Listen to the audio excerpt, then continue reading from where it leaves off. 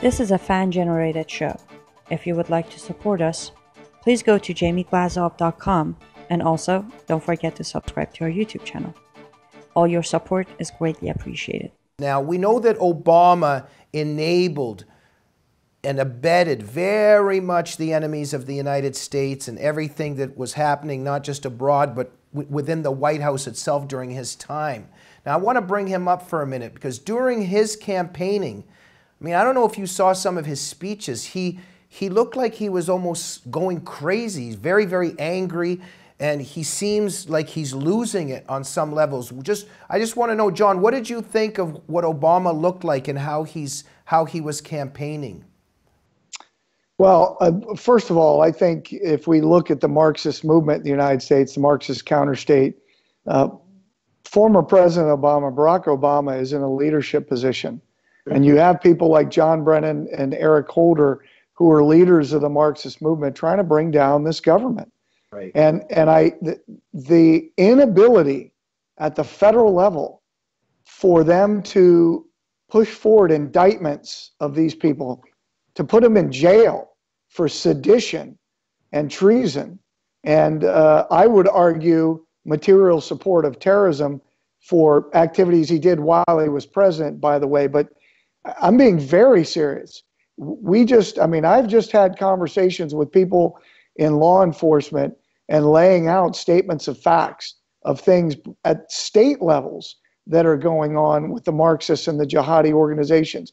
And you start looking at these people in leadership positions.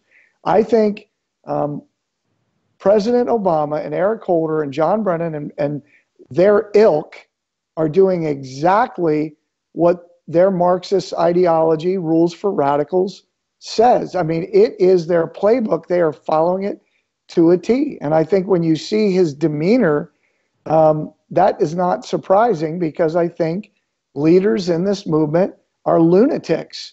They're not mentally well. Yeah. And John, because they're leftists and Marxists, they believe that they're the self-appointed social redeemers of humanity. And somewhere Obama, he can't get it into his head that things aren't going because he believes he should be in power. And I think they're going crazy that Trump's in the White House. They can't figure it out that they cannot have control. Well, I mean, he's an utter narcissist. I mean, if there's one word more than anti-American Marxist I would use to describe him, he's a complete narcissist. Yeah. I mean, he's so disconnected from reality. I mean, he publicly is taking credit for America's economic turnaround.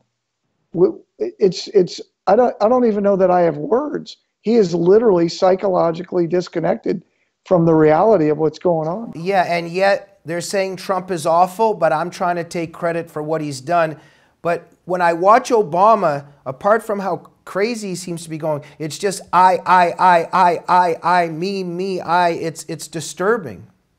Yeah, certainly agreed. And the political impact too. I would focus on that just for a second. Obama got out and campaigned for a number of people and agreed that his demeanor was a little odd. He was clearly very, very frustrated with what he's seeing going on, but everybody he campaigned for lost. And I think his political value is really starting to diminish.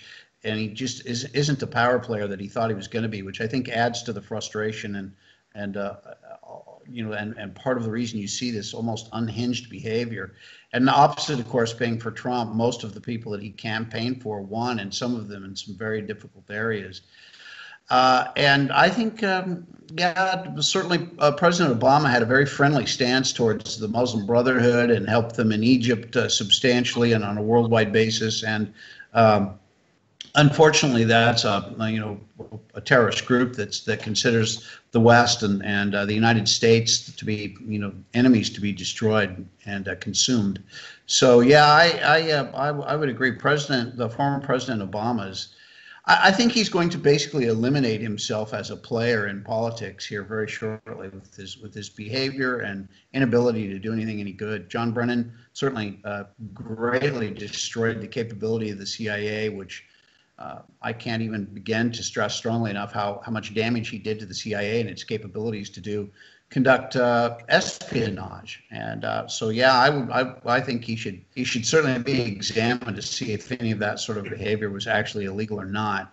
And none of that can move forward until we have a Department of Justice that's honest. But that's a tough hill. That's a big problem. I mean, look at some of the issues like the Anthony Weiner laptop, thousands of classified documents on that. It's been admitted by everybody up and down, and there may be as many as 60 or 70,000 classified documents on that computer.